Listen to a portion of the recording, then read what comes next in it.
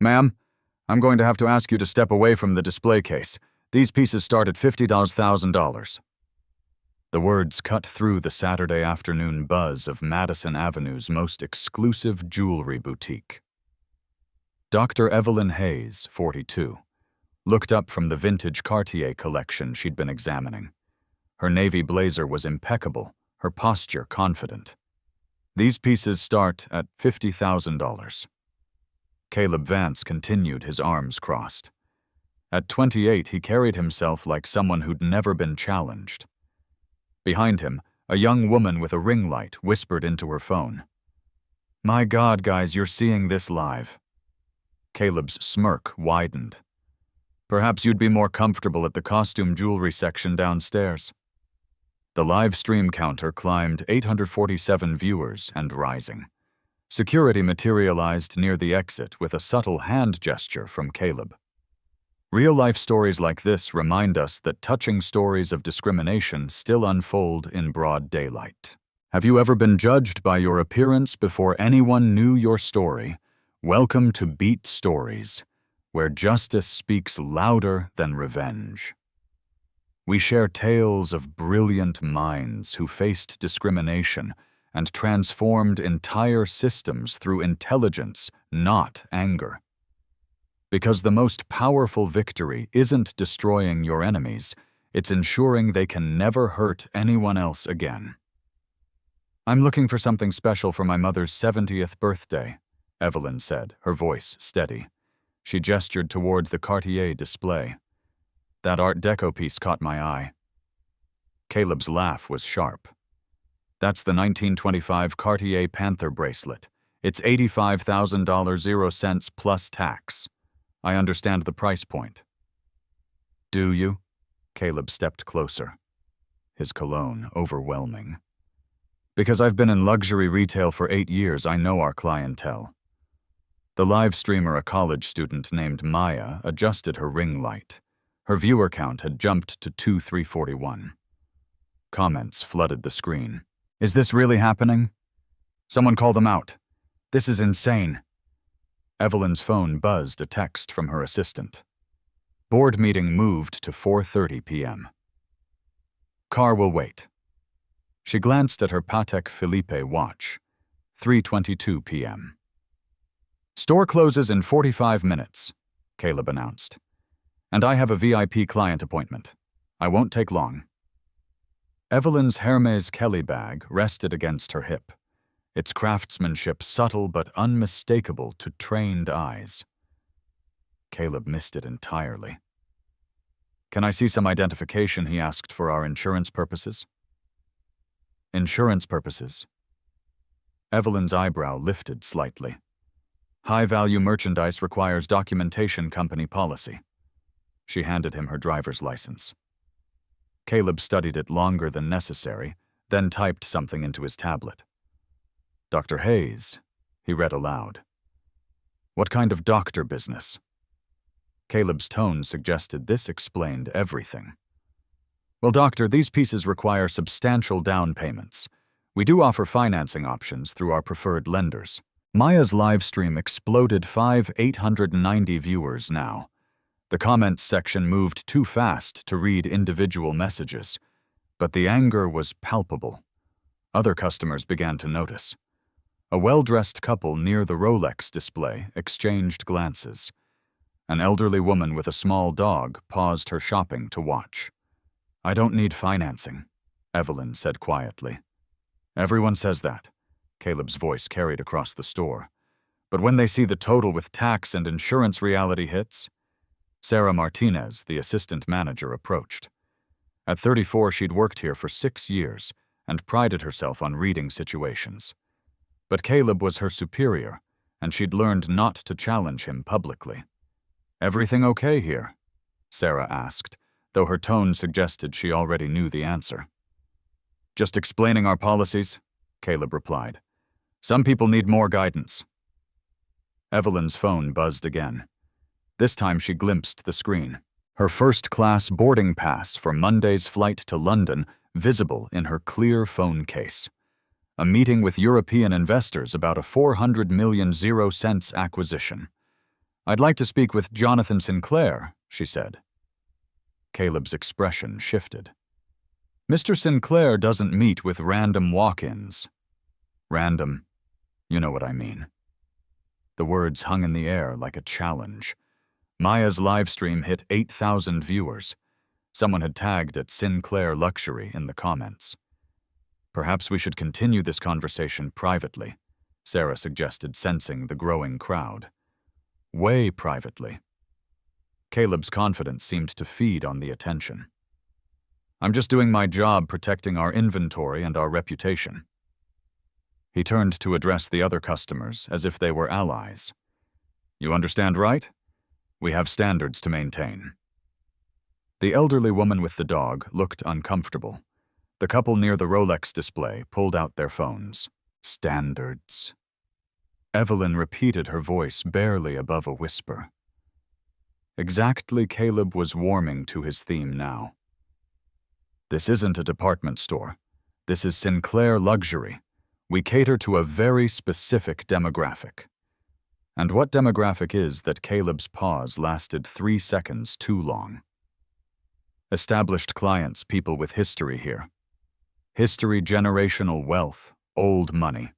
People who understand the value of discretion. Maya's viewer count climbed past 10,000. Local news blogger Jennifer Stone had arrived, alerted by the viral stream. Her press credentials hung around her neck. "Are you recording this?" Caleb asked Maya, finally noticing the ring light. "I'm live streaming," Maya said. "It's what I do." "Well, stop. This is private property, public accommodation." Jennifer Stone interjected, her phone already recording. "First Amendment rights?" Caleb's face reddened. Security, a uniformed guard, approached. Carl Henderson, 55, had worked building security for 12 years. He'd seen Caleb's tantrums before. "Problem here?" Carl asked, though his tone suggested he already knew who the problem was. "This woman is disrupting our other customers," Caleb said. "I need her escorted out."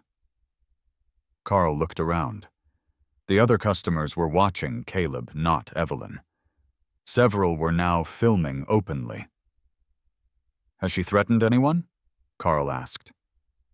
"She's being difficult." Difficult how Caleb's jaw tightened. "Just remove her." Evelyn pulled out her phone and opened the voice memo app. "For the record, I am Dr. Evelyn Hayes. It's 3:47 p.m. on Saturday, November 18th. I am at Sinclair Luxury on Madison Avenue, attempting to purchase a birthday gift for my mother." "You can't record in here," Caleb snapped. "Actually, I can," Jennifer Stone said. "New York is a one-party consent state." The hashtag jewelry store racism had begun trending. Maya's livestream now had 15,000 viewers. Evelyn's phone buzzed. A text from Jonathan S., looking forward to Monday's announcement. "The partnership will be transformative." She glanced at the message, then at Caleb. "Are you absolutely certain Mr. Sinclair is unavailable?" "Positive. Even for urgent business matters." Caleb's laugh was bitter. "Lady, what urgent business could you possibly have with Jonathan Sinclair?" The question hung in the air like a noose. 3. Tension escalates. 286 words. "Security concerns," Caleb announced to Carl. "I think she might be casing the store." The accusation rippled through the growing crowd. Maya's livestream spiked to 18,000 viewers. The comments section exploded with outrage. "Casing the store." Evelyn's voice remained calm, but something shifted in her posture. "Based on what evidence you've been photographing our inventory," Caleb said, taking pictures of our security setup. "I photographed one bracelet and you keep checking your phone, coordinating with someone outside." Jennifer Stone stepped forward. "I'm with Manhattan Daily News. Can you state your name for the record?" "Caleb Vance, store manager," he said, puffing his chest. "And I'm protecting this establishment's interests by accusing a customer of criminal activity by using my professional judgment." Sarah Martinez pulled Caleb aside. "Maybe we should call Mr. Sinclair," she whispered. He's at his estate in the Hamptons, Caleb replied. I'm not bothering him with this. But Evelyn heard the whispered exchange. Her phone buzzed again. Another text from Jonathan S. Just saw the news alerts, call me immediately. She showed the phone to Caleb. Still think he's unavailable? Caleb squinted at the screen. Anyone can put a fake contact in their phone. You want me to call him? Go ahead, waste your time. Evelyn pressed the contact. The phone rang once. Evelyn, what the hell is happening at my Madison Avenue store? Jonathan Sinclair's voice carried clearly through the phone's speaker. The entire store went silent. Hello, Jonathan, Evelyn said, her eyes never leaving Caleb's face. I'm standing in your store trying to buy a gift for my mother's birthday. Your manager seems to think I'm a security threat. Put him on the phone. Caleb's face had gone pale. Sir, I was just put him on the phone, Evelyn. She handed Caleb the phone. His hand shook slightly as he took it. Mr. Sinclair, sir, I can explain. The phone erupted. Even without speaker mode, Sinclair's voice carried across the boutique. Words like embarrassment and liability and fired floated through the air. Maya's livestream hit 25,000 viewers. The hashtag Sinclair Luxury Racism was trending nationally. Caleb handed the phone back to Evelyn. He wants to speak with you. Jonathan, I'm here. I'm flying back from the Hamptons now. Can you wait 20 minutes? Of course. And Evelyn, I'm sorry. This is inexcusable. The line went dead. Caleb stared at the phone as if it had bitten him. How do you know, Mr. Sinclair? Sarah asked quietly. We have business together, Evelyn replied. What kind of business? Before Evelyn could answer, her phone rang. The caller ID showed Richardson Capital Legal. Excuse me, she said, stepping away from the group. Michael? Yes, I saw the alerts too. No, I'm handling it personally. Yes, document everything. The reputation management team should monitor all social platforms. I'll call you back. She hung up and returned to the group. Caleb was whispering urgently with Sarah. Everything's documented, Caleb was saying. The security footage, the witness statements. If she sues, we have evidence she was disruptive. Caleb, Sarah said carefully. Maybe we should what? Apologize for doing our jobs? Jennifer Stone approached with her phone recording.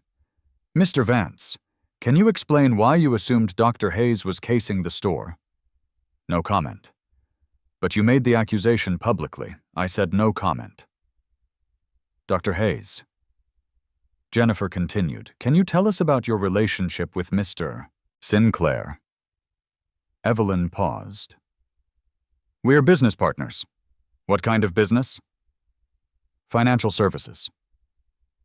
Answer was technically true, but deliberately vague. Caleb seized on it. Financial services, he repeated mockingly. Let me guess you sell insurance or something. Something like that. Maya's livestream now had 35,000 viewers. Someone had created a TikTok compilation of the confrontation that was spreading across social media. I manage investments, Evelyn clarified. For who various clients? Caleb's confidence began returning. See vague answers. If she really knew Mr. Sinclair, she'd be more specific. Would I real VIP clients don't play games? They announce themselves, they name drop. Is that what you expect? I expect honesty. Evelyn's phone buzzed a text from her assistant. Reuters picked up the story. CNN wants a statement. She showed the text to Jennifer Stone. No comment to media until this is resolved. CNN. Caleb read over Jennifer's shoulder.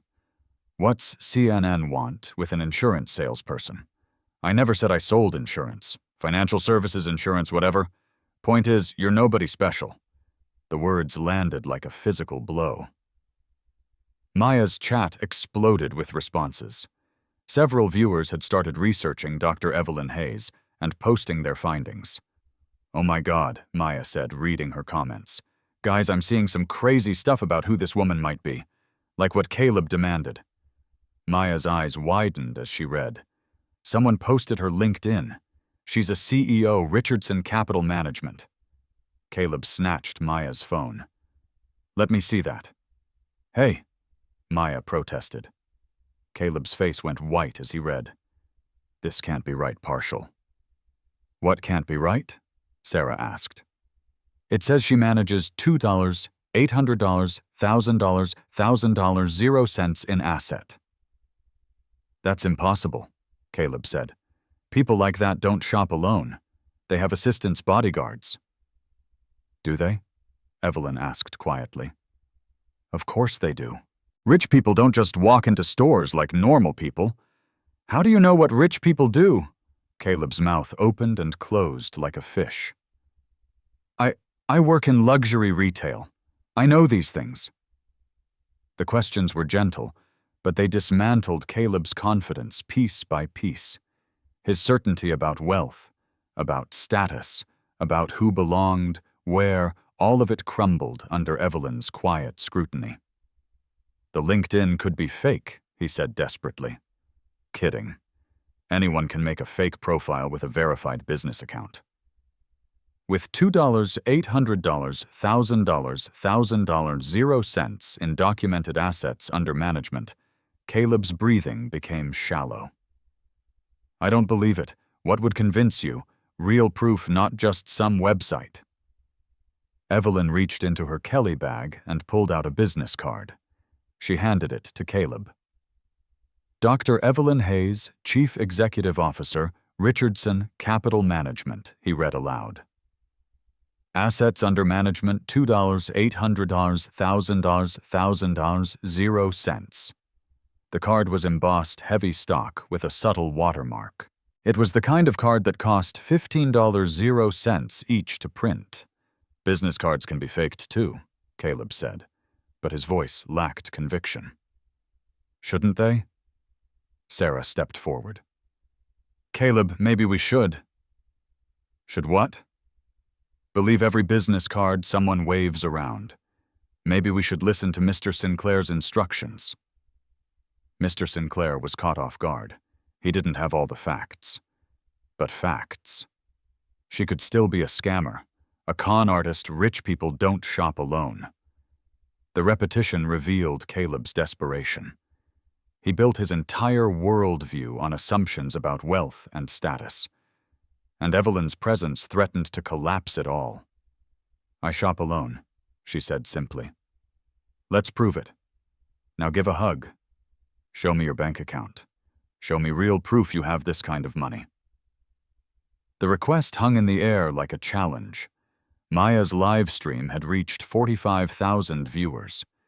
The story was spreading beyond social media, now picked up by major news outlets. Evelyn smiled for the first time since entering the store. Okay? Evelyn opened her phone and navigated to her banking app. The Chase Private Client logo appeared, followed by a login screen requiring both facial recognition and her thumbprint. This is ridiculous, Caleb muttered, but his eyes were fixed on the screen. The app opened to her account summary. Even upside down, the numbers were unmistakable. $47,000, $382, $419, 73. In her primary checking account, Caleb's face went gray. That's fake. Apps can be doctored, can they? Evelyn rotated the phone so everyone could see clearly. Should I refresh it? She pulled down on the screen. The balance updated $47,000, $382, $891.73. A dividend payment had just posted $47 million. Jennifer Stone whispered, her own phone recording the screen. In a checking account. Jesus, Sarah breathed. Maya's live stream chat went insane. 52,000 viewers watched as Evelyn scrolled through recent transactions. A $150,000 0 cents payment to Hampton's veterinary emergency caught Caleb's attention. What's that for? He asked. My mother's horse needed surgery last month. You spent $150,000 0 cents on a horse. The horse is important to my mother. My mother's important to me. The simplicity of the statement hit harder than any boast. Caleb stared at the screen, his worldview crumbling in real time. But the car service, he asked desperately. Rich people have drivers. I drove myself today. I like driving. The bodyguard, I don't need bodyguards to buy jewelry. Each answer destroyed another assumption. Caleb's breathing became rapid, shallow. This still doesn't prove anything, he said. You could have stolen someone's phone. Evelyn's smile was patient. Would you like me to call my office? You can speak with my assistant. Yes. She dialed. Patricia, it's Evelyn. Yes, I saw the news alerts. Can you verify my identity for someone? Thank you. She handed the phone to Caleb. Patricia Williams, my executive assistant for 8 years. Caleb took the phone reluctantly. Hello. Good afternoon. You're speaking with Patricia Williams, executive assistant to Dr. Evelyn Hayes, CEO of Richardson Capital Management. May I ask who's calling? And Caleb Vance. I'm the store manager at Sinclair Luxury Commercial. Mr. Vance. Dr. Hayes mentioned she was shopping for her mother's birthday. I trust you're taking good care of her. Caleb's mouth opened and closed silently. And Vance, are you there? Yes, I'm here. Excellent. Dr. Hayes is one of our most valued clients. Please let me know if there's anything you need to facilitate her purchase. Caleb handed the phone back to Evelyn without speaking. Patricia? Thank you. Yes, I'll be in the office Monday morning. The board meeting's still at 4:30. Perfect. Talk soon. She hung up and looked at Caleb. Satisfied, Caleb's face was red, then pale, then red again. I don't understand. What don't you understand? You don't look like what? Like someone with that kind of money. The admission hung in the air like a confession. Maya's live stream had reached 58,000 viewers. The story was trending on Twitter, TikTok, and Instagram simultaneously. What does someone with that kind of money look like? Evelyn asked.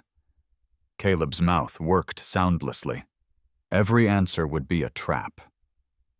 I mean, you're dressed so normal. Normal. Not flashy, not obvious. Should I be obvious? Rich people usually are. Are they?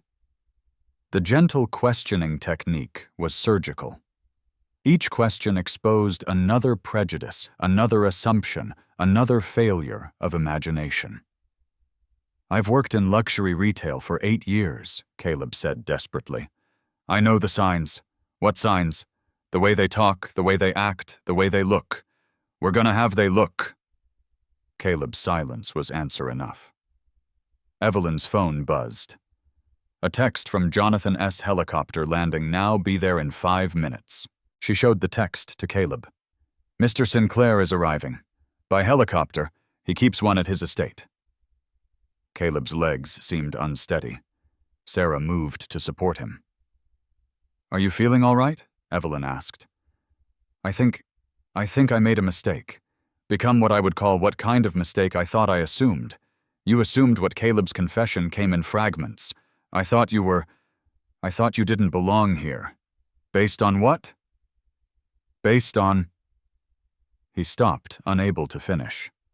Based on how I'd look. I'm not racist, Caleb said quickly. I'm not. I never said you were, but that's what everyone's thinking. What are you thinking? Caleb's face crumpled. I don't know. I know what I'm thinking. Maya's livestream hit 65,000 viewers. The story had been picked up by major news outlets. Sinclair luxury racism was trending worldwide. I need to sit down, Caleb said. There's a chair behind the counter, Sarah offered. I need to go home. Mr. Sinclair is almost here, Evelyn said gently. You should probably wait. I can't face him. Why not? Because I fucked up? I fucked up bad. The profanity shocked everyone. Caleb had always prided himself on his professionalism. I'd be fired, he continued. I'm going to be blacklisted, no one will hire me. And you don't know that I do know that. This is going to follow me forever. He gestured at Maya's live stream. 65,000 people watched me humiliate myself. It's going to be on the internet forever. What are you going to do about it? What can I do? I can't take it back. Can you? Caleb looked at her with confusion. What do you mean? What would taking it back look like? I don't know, an apology, I guess. So who? You know, anyone else? Caleb looked around the store. Maya was still live streaming. Jennifer Stone was still recording. Other customers were still watching. To everyone, he said quietly. What would you say? Caleb's voice was barely a whisper. I'm sorry. I'm sorry I judged you. I'm sorry I assumed things about you. I'm sorry I treated you like you didn't belong here. Why did you do those things? Because I'm an idiot. Are you? I must be. Smart people don't destroy their careers over a jewelry sale. Is that what happened here? You destroyed your career over a jewelry sale. Caleb considered the question. No, I destroyed my career over my own prejudices. The admission was stark, honest, devastating. Maya's chat exploded with responses. Some viewers called for forgiveness. Others demanded justice. What are you going to do differently? Evelyn asked. I don't know if I'll get the chance to do anything differently. If you did get the chance, Caleb thought for a long moment. I'd remember that I don't know anything about someone just by looking at them. That's a start. Is it enough I don't know? Is it? Before Caleb could answer, the sound of helicopter rotors filled the air.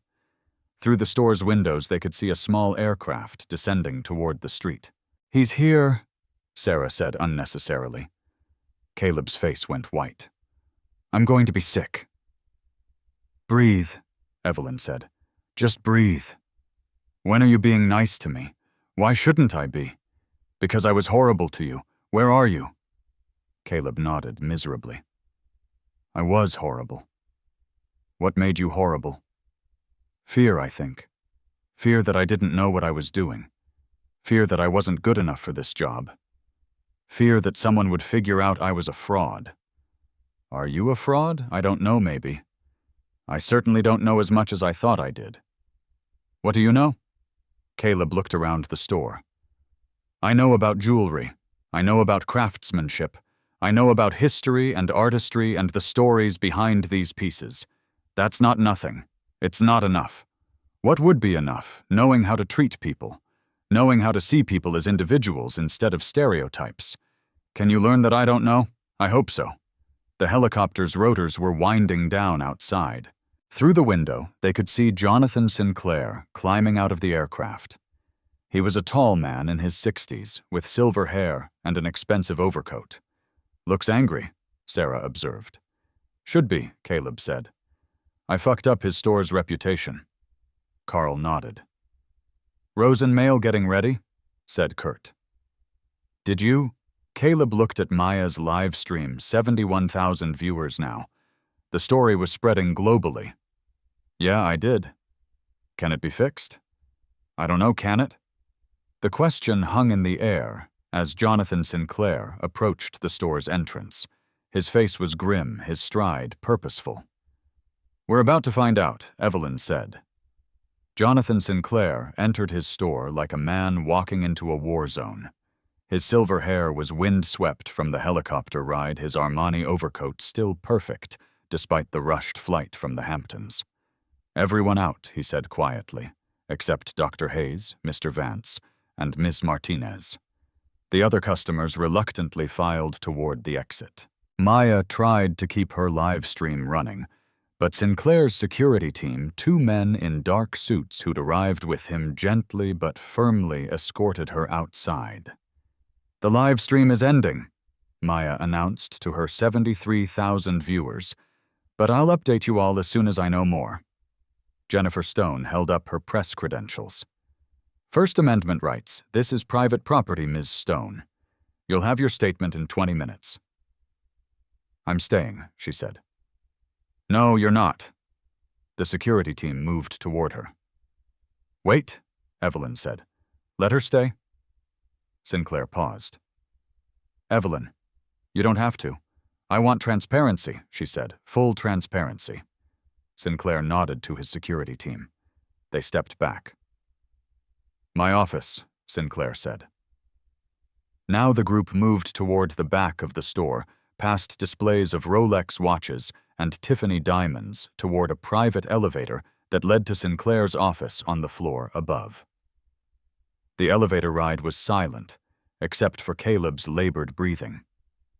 Sarah kept glancing at him with concern. Sinclair's office was a monument to success, floor-to-ceiling windows overlooking Madison Avenue, original Picasso sketches on the walls, a conference table that could seat 12. Sit, Sinclair said, gesturing to the conference table. Caleb chose a chair at the far end, as if trying to disappear. Sarah sat beside him. Evelyn took a chair across from them. Jennifer Stone positioned herself where she could record everything. Sinclair remained standing. Caleb explained to me what happened. I made an assumption, Caleb said quietly. What kind of assumption? I assumed Dr. Hayes wasn't a serious customer. Based on what Caleb's mouth opened and closed. Based on how she looked. How did she look? Like someone who didn't belong here. What does someone who belongs here look like? Caleb's silence stretched for 30 seconds. I don't know. You don't know. I thought I knew, but I was wrong. Sinclair pulled out his phone and showed Caleb the screen. Do you know what this is? Caleb squinted at the screen. It looks like a financial report. It's Richardson Capital's latest quarterly filing. They manage $2,800,000 in assets under management. Their clients include Fortune 500 companies, pension funds, and sovereign wealth funds. Caleb's face went pale. Do you know what else this is? Sinclair continued scrolling through the document. It's a list of their current investments, including a $47,000 $1,000 position in Sinclair Luxury Group. What does that mean? Caleb asked. It means Dr. Hayes' company owns 14% of my business. The number hit Caleb like a physical blow. 14%, 14%, Sinclair confirmed, which makes her one of our largest shareholders. Caleb's breathing became rapid. I didn't know. What else don't you know? I don't know what you mean. You don't know that Dr. Hayes' company manages the pension fund for our 400 employees. You don't know that she's been instrumental in our expansion into Asian markets. You don't know that we've been discussing a strategic partnership that would double our revenue within 3 years. Each revelation hit Caleb like a hammer blow. I didn't know any of that. What did you know? I knew she was black, Caleb said quietly. The admission hung in the air like a toxic cloud. Sarah covered her face with her hands. And what did that tell you? Sinclair asked. She probably couldn't afford our merchandise. Based on what evidence? No evidence, just assumption. What kind of assumption? Caleb's voice was barely a whisper. A racist assumption. Are you racist, Caleb? I don't think so.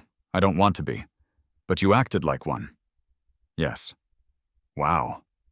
Caleb struggled to answer. Because I'm stupid, because I'm ignorant, because I watch too much TV and think I know what rich people look like. What do rich people look like? I thought they looked like white people. Do they? Caleb looked at Evelyn, then at Sinclair. No, they look like people. People come in all colors, Caleb. I know that now. Did you know it this morning? I thought I did, but I guess I didn't really believe it. Sinclair pulled out his phone again. Do you know what this is? Another financial report. It's the real-time social media monitoring for our brand. We've had 847,000 negative mentions in the past 2 hours. Our stock price is down 12%. 3 major clients have called to express concerns about our company culture. Caleb's face crumpled. I'm sorry. I'm so sorry. Sorry doesn't fix this. What can I do? You can start by understanding the scope of what you've done. Sinclair opened his laptop and projected it onto the wall screen. Caleb's confrontation with Evelyn played in real time, captured from multiple angles by different phones. This is what 73,000 people watched live, Sinclair said. It's been viewed 2.3 million times in the past hour. It's trending in 47 countries. Caleb watched himself on screen, his face contorting with shame at each cruel word. The hashtag Sinclair. Luxury racism is trending worldwide. Sinclair continued, "We've received 12,000 emails demanding your termination." The New York Times wants a statement. The NAACP is calling for a boycott. I destroyed everything, Caleb whispered. You destroyed your career, Sinclair corrected. Whether you destroyed the company remains to be seen. What can I do to fix it? You can't fix it, but maybe the company can. Caleb looked up hopefully. How? By making sure this never happens again, by changing our training, our policies, our entire culture. Will that work? If we're serious about it? Are you serious about it? Sinclair looked at Evelyn. That depends on Dr. Hayes. All eyes turned to Evelyn.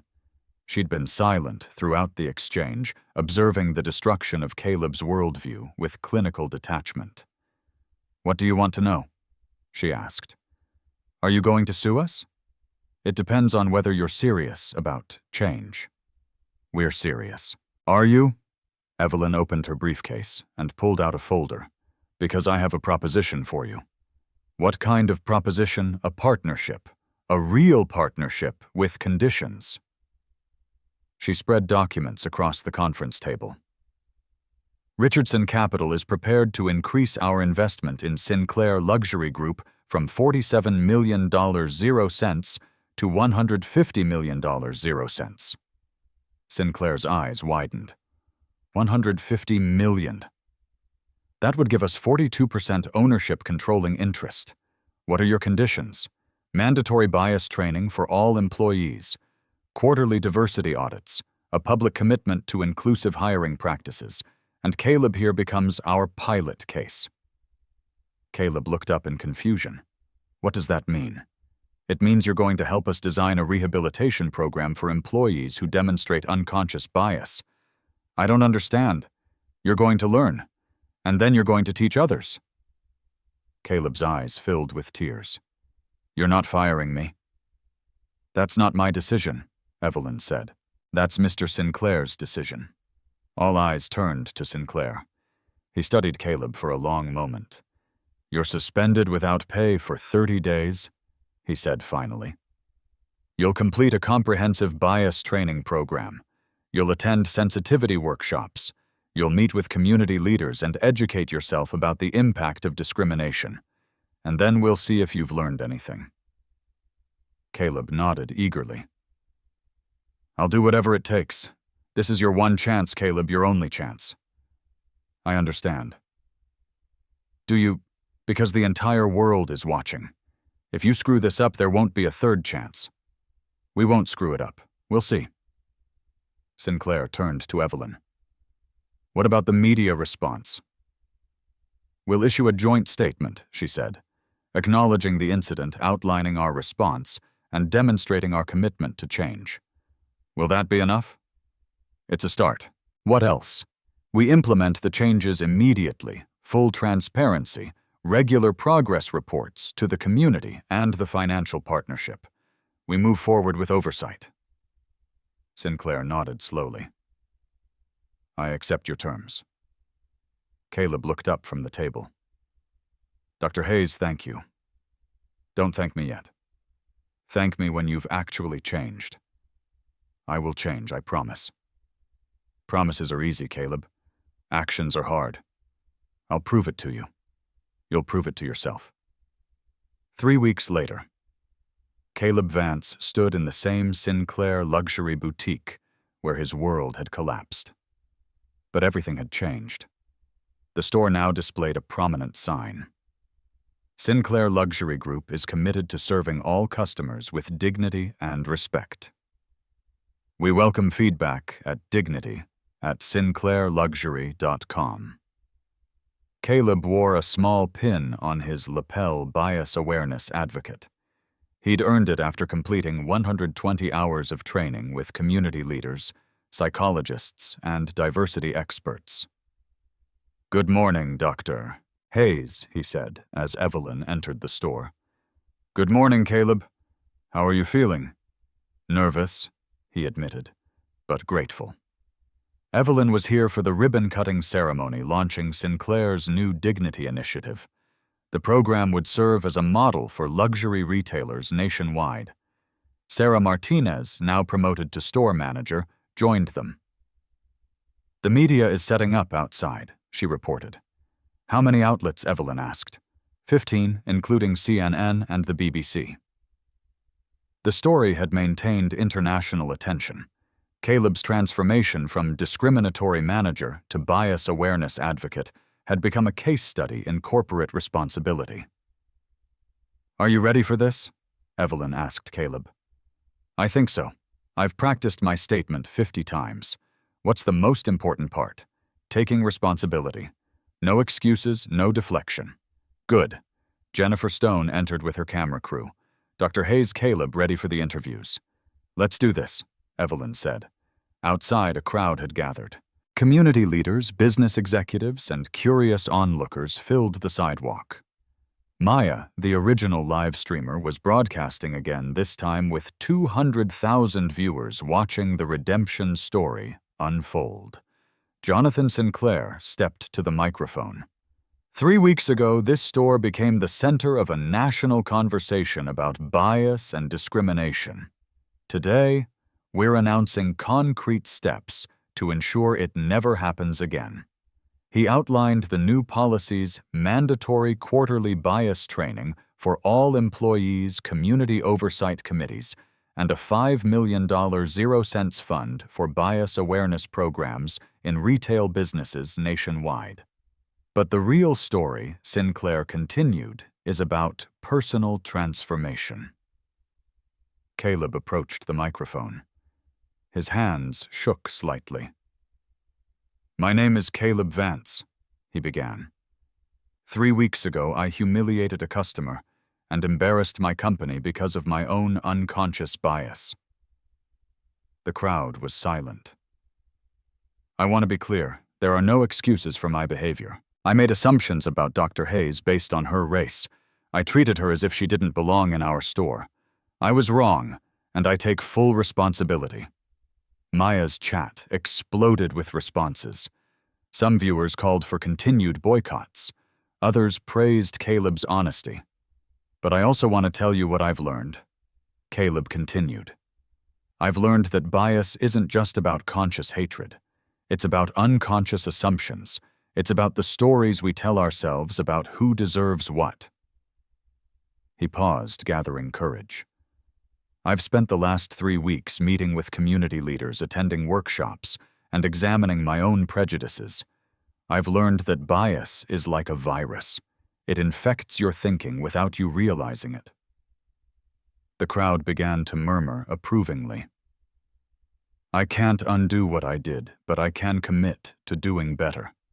I can use my experience to help others recognize their own biases before they cause harm." Caleb stepped back from the microphone. Scattered applause began, then grew into sustained clapping.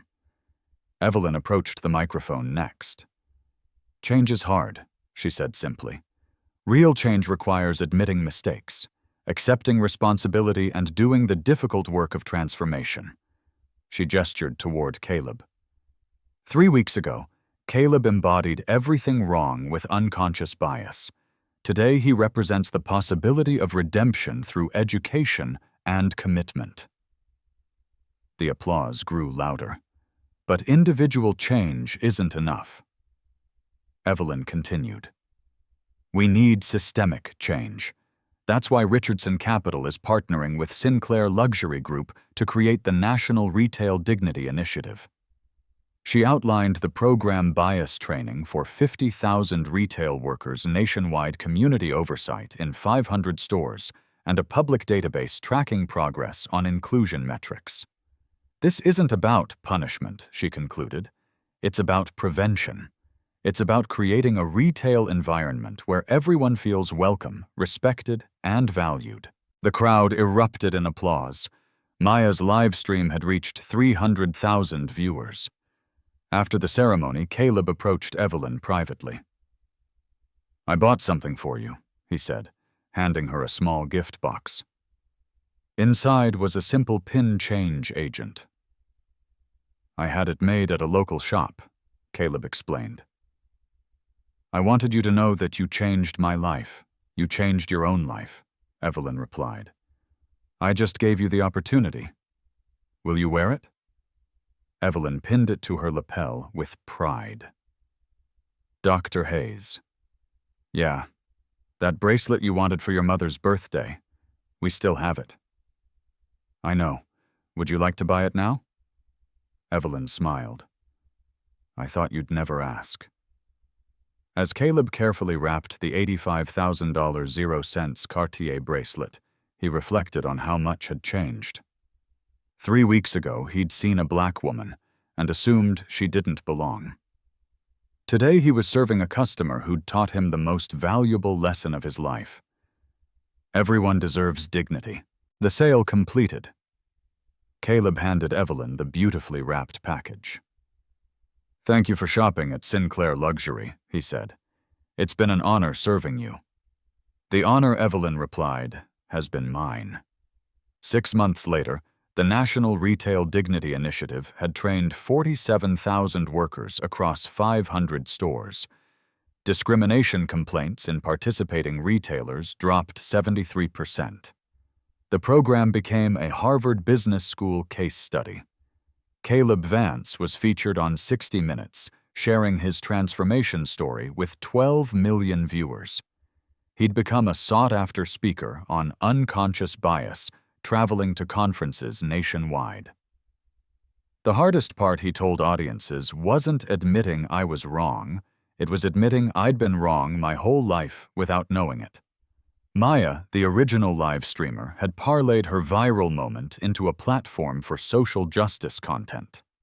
Her follow-up video tracking Caleb's transformation garnered 50 million views. Evelyn's mother wore the Cartier bracelet to her charity gala, where she told the story to 300 philanthropists. The audience donated $2,300 0 cents to bias awareness programs that night. "My daughter taught me something," Eleanor Hayes told the crowd. "She showed me that true power isn't about revenge. It's about creating change that lasts." Richardson Capital's investment in Sinclair Luxury Group proved prescient. With their new inclusive brand image, sales increased 34% in 6 months. Stock price reached all-time highs, but the real measure of success was quieter, more personal.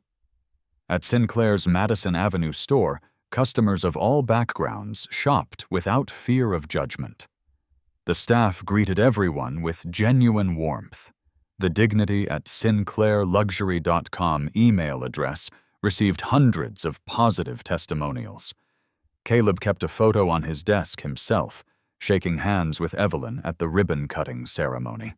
It reminded him daily that people can change, that mistakes can become opportunities, that redemption is possible through hard work and humility. Evelyn kept her change agent pin in a place of honor in her office.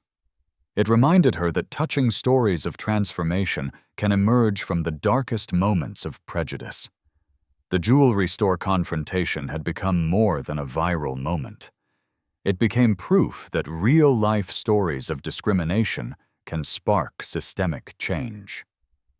When people choose courage over comfort, education over ignorance, and hope over hate, Black stories like Caleb and Evelyn's demonstrate that progress happens one interaction at a time, one person at a time, one choice at a time. The most powerful weapon against bias isn't anger or litigation. It's the patient work of changing hearts and minds through education, accountability, and the radical act of seeing each other's humanity. Your turn to make a difference. Have you witnessed discrimination in retail or other settings? Share your story in the comments below. Your experience matters and could inspire change. Think Caleb's transformation was genuine, or do you believe some biases are too deep to change? Let us know your thoughts. Subscribe to Beat Stories for more life stories that prove ordinary moments can spark extraordinary change. We're building a community where real stories beat prejudice, and together we can create a world where everyone is treated with dignity and respect. Share this video if you believe in the power of redemption through education.